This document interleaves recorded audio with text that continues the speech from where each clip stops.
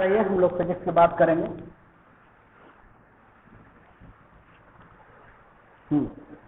Last time हम लोग energy की बात कर चुके थे।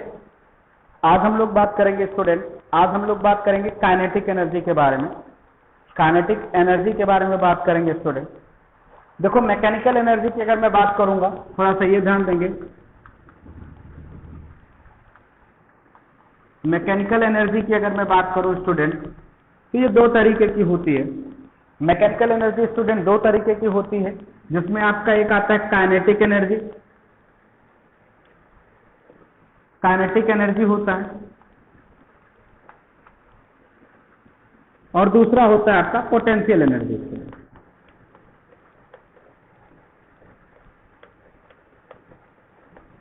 ठीक है, तो मैकेनिकल एनर्जी के बारे में मैंने बात कहा था स्टूडेंट। तो काइनेटिक एनर्जी और पोटेंशियल एनर्जी दोनों का जो कॉम्बिनेशन जो होता है स्टूडेंट, वो मैकेनिकल एनर्जी के अंदर हम लोग स्टडी करते हैं।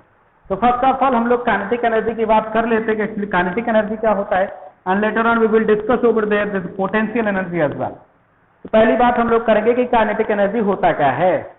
तो आइए समझते हैं, समझ लेंगे स्टूडेंट, उसके बाद हम लेसन का क्वेश्चन आंसर वगैरह करा देंगे। तो आपको बहुत ज्यादा चिंता करने की जरूरत नहीं। तो आइए सबसे पहली बात हम लोग करेंगे कि एक्चुअली काइनेटिक एनर्जी क्या है। काइनेटिक एनर्जी, ठीक है स्टूडेंट, कोई भी ऑब्जेक्ट जब मोशन करता है, मान लीजिए कोई व्यक्ति है, कोई व्यक्ति है, ये चलता है स्टूडेंट, कोई ये व्यक्ति है, और ये व्यक्ति जब चलता है बेटा, मोशन करता है, क्या करता है, मोशन करता है स्टूडेंट। तो मोशन करके कहां पहुंच जाता है, एक ये इस जगह पे पहुंचेगा, ये। तो स्टूडेंट मोशन की वजह से जो एनर्जी रिलीज होती है, मोशन की वजह से किसी ऑब्जेक्ट में मोशन की वजह से जो एनर्जी क्रिएट होती है, उसे काइनेटिक एनर्जी कहा जाता है।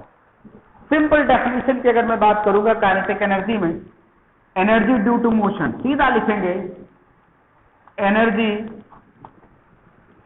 Due to motion. मोशन की वजह से जो एनर्जी बनती है, चलने की वजह से जो एनर्जी क्रिएट होती है, मूवमेंट की वजह से जो एनर्जी होती है स्टूडेंट, उसे काइनेटिक एनर्जी कहा जाता है। काइनेटिक एनर्जी का फार्मूला जो होता है स्टूडेंट, काइनेटिक एनर्जी का जो फार्मूला होता है 1/2 mv स्क्वायर। काइनेटिक एनर्जी का फार्मूला होता है 1/2 mv स्क्वायर, जहां पर जो m होता है बेटा वो मास होता है ऑब्जेक्ट का जो मूव कर रहा है, और v जो होता है उसी की वेलोसिटी होती है। ठीक है, तो काइनेटिक एनर्जी का फार्मूला होता है 1/2 mv स्क्वायर। क्या आपको बात समझ में आ रही बेटा? ओके, इसी पर बेस्ड दो क्वेश्चन है, अगर आपके पास बुक होगी तो पेज नंबर 45 पे एग्जाम्पल 5 और एग्जाम्पल 6 है, इन दोनों को आपको कर लेना है। एक मैं करा देता हूं स्टूडेंट, जिससे आपको समझ में आ जाएगा। तो ये काइनेटिक एनर्जी था। एक दो क्वेश्चन समझा देते हैं बेटा। फिजिक्स को अच्छे से पढ़िए, आगे चल करके फिजिक्स में बहुत अच्छी अच्छी चीजें मिलेंगी अगली क्लास में, इसलिए अभी से फिजिक्स को थोड़ा सा अच्छे से पढ़िए। आइए, लिखा है find the kinetic energy of a ball mass 300 gram moving with velocity 10 metre पर सेकेंड। क्वेश्चन दिया है, क्वेश्चन नंबर 5 है बेटा। कह रहा है कि बॉल है, काइनेटिक एनर्जी फाइंड करना है बॉल की, जिसका मास जो है बेटा वो 300 ग्राम है। मास का मतलब m इक्वल टू दिया है 300 ग्राम, और वो बॉल जो मूव कर रही है बेटा वो 10 मीटर पर सेकेंड से कर रही है, मतलब जो वेलोसिटी है बेटा वो 10 मीटर पर सेकेंड है। तो कह रहे हैं काइनेटिक एनर्जी क्या होगा। तो काइनेटिक एनर्जी का जो हम फार्मूला बता रहे थे वो था 1/2 mv स्क्वायर, मतलब m आपका हो गया 300, और v स्क्वायर मतलब 10 का 2 बार, क्योंकि v स्क्वायर होता है 2 से जब आप कर देंगे बेटा तो ये हो जाएगा 150, और ये कर देंगे तो आपका हो जाएगा 15102030। काइनेटिक एनर्जी क्लियर, समझ में आ रही बात? जूल, ये हो जाएगा जूल। याद रखिएगा काइनेटिक एनर्जी का जो फार्मूला होता है वो जूल में होता है, मतलब यूनिट एनर्जी जो होती है जूल में होती है। ये आंसर आ जाएगा स्टूडेंट, ठीक है। अगर आप देखेंगे, अगर आप इसको बेटा किलो जूल में बदलना चाहते हैं, देखो तुम्हारे यहाँ पे जो आंसर आया है वो 15 जूल लिखा हुआ है, मतलब ये किलो जूल में बना दिया गया। तो किलो जूल में बदलने के लिए 1000 से डिवाइड करेंगे तो ये खत्म हो जाएगा, तो आपका 15 जूल हो जाएगा। ये दोनों ही उत्तर सही है, उत्तर में कहीं कोई दिक्कत नहीं है। क्लियर? क्या आपको ये सवाल समझ में आ गया बेटा? ठीक है। क्वेश्चन 5 और क्वेश्चन 6 आपको वर्क में करना है, मैं इसका फोटो भी भेज दूंगा आपको। क्या ब्लर आ रहा है बेटा? नेटवर्क चेक करो, नेटवर्क चेक करो, यहां सब कुछ सही है। क्या सभी को ब्लर दिखाई दे रहा है?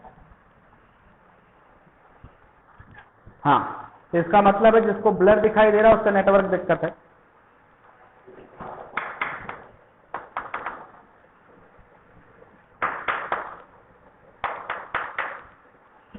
जिसको ब्लर दिखाई दे रहा है उसको नेटवर्क प्रॉब्लम होता है।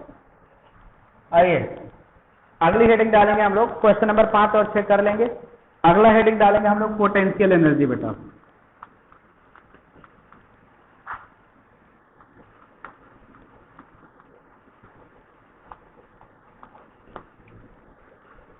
पोटेंशियल एनर्जी की बात करूंगा।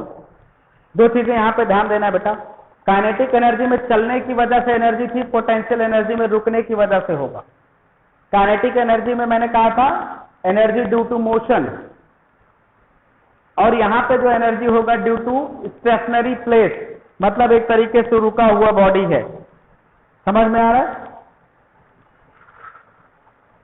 या इसे बोलेंगे, हाँ, किसी ऑब्जेक्ट के अंदर जो एनर्जी स्टोर होती है, जैसे हम लोग चलते नहीं है लेकिन बैठे रहते हैं, बैठ के बोलते हैं, बैठ के काम करते हैं, काम कर रहे हैं तो एनर्जी है, तो स्टोर्ड एनर्जी ही पोटेंशियल एनर्जी होगी। आप सीधा लिख सकते हैं इसको, stored energy is called potential energy.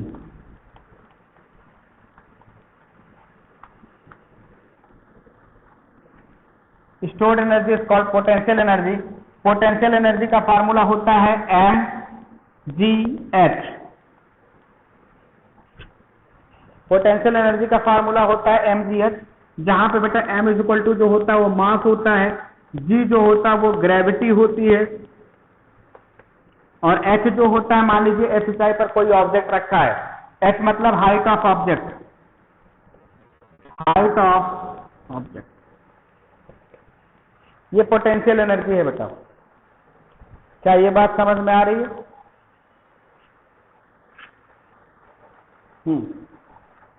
ये जो क्लास चल रही है इसका वीडियो भी शाम तक आपको मिल जाएगा, क्लास का वीडियो भी शाम तक आपको मिल जाएगा। इतनी बात क्लियर हो गई बेटा?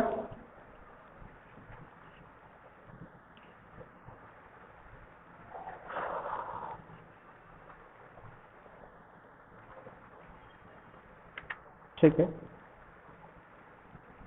बेटा। क्वेश्चन नंबर अगर आप देखेंगे 46 नंबर पेज पे, क्वेश्चन नंबर 7 और 8 एग्जाम्पल है, वो पोटेंशियल एनर्जी पर ही निर्भर करता है, मतलब पोटेंशियल एनर्जी बेस्ड क्वेश्चन है, तो उनको भी आपको करना है। मैं फोटो भेज दूंगा, आप सारे लोगों को वो क्वेश्चन अपने नोट्स में करना। क्या बात क्लियर हो गई?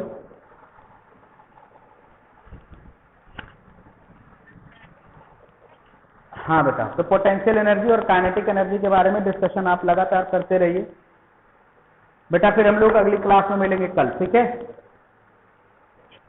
ओके बेटा।